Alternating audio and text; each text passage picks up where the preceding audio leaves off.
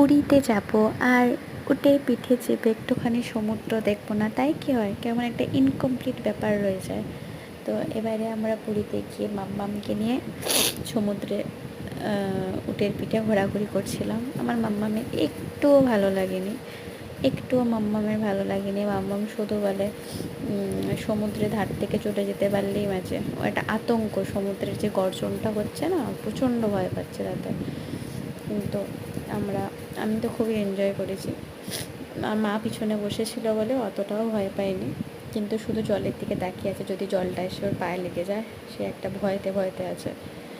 তারপরে আমরা বিকেল 5টার দিকে যখন উটের পিঠে চেপে ঘুরছিলাম, তখন দেখি কত মানুষ স্নান করছে। তখনও বিকেল 5টা 6টা 7টা 8টা মানুষের মানে যখনই দেখছি তখনই মানুষ স্নান করছে।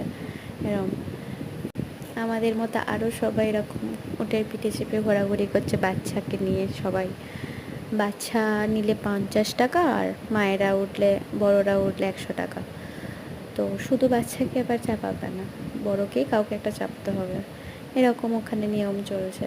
এই যে আমার ম্যাডাম বলছে আমি এবার নামবো, আমাকে ভালো লাগছে না মাম্মাম, বাড়ি চলো, ওই গাড়িগুলোতে চাপবো, উটের পিঠে চাপবো না। বাট খুব মজা হয়েছিল উটের পিঠে চেপে। তবে একটাই প্রবলেম, একটু বেশি গন্ধ লাগছিল, মনে ওগুলোকে স্নান করায়নি 2 দিন 4 দিন